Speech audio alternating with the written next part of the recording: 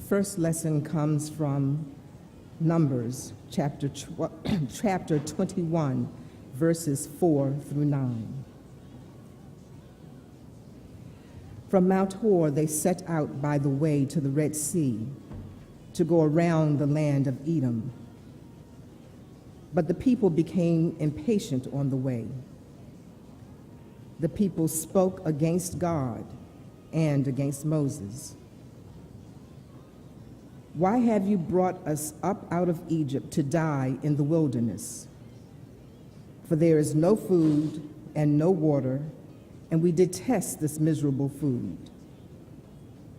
Then the Lord sent poisonous serpents among the people, and they bit the people, so that many Israelites died.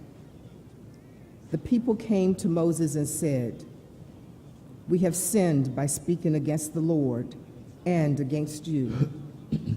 Pray to the Lord to take away the serpents from us." So Moses prayed for the people.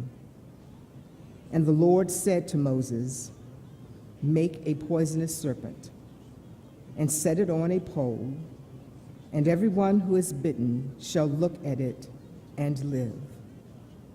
So Moses made a serpent of bronze and put it upon a pole. And whenever a serpent bit in someone, that person would look at the serpent of bronze and live. The word of the Lord.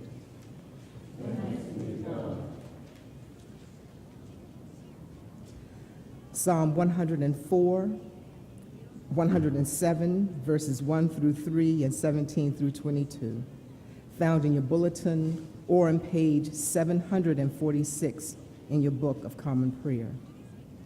We will read responsibly by whole verse.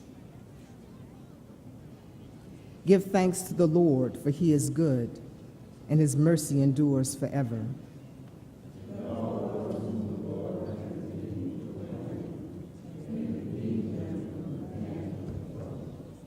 He gathered them out of the lands, from the east and from the west, from the north and from the south.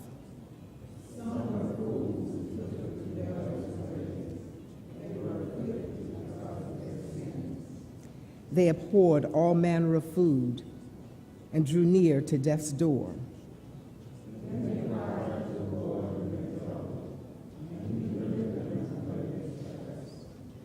He sent forth his word and healed them and saved them from the grave.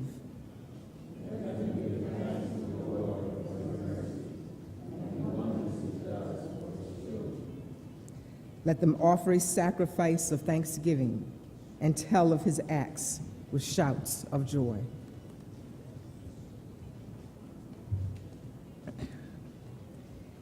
The epistle is taken from Ephesians chapter 2, verses 1 through 10. You were dead through the trespasses and sins in which you once lived, following the course of this world, following the ruler of the power of the air, the spirit that is now at work among those who are disobedient. All of us once lived among them in the passions of our flesh, following the desires of flesh and senses. And we were by nature children of wrath, like everyone else.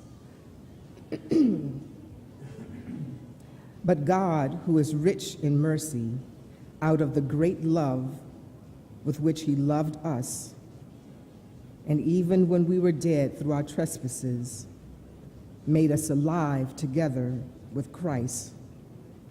By grace you have been saved, and raised us up with him, and seated us with him in the heavenly places in Christ Jesus, so that in the ages to come he might show the immeasurable riches of his grace and kindness towards us in Christ Jesus.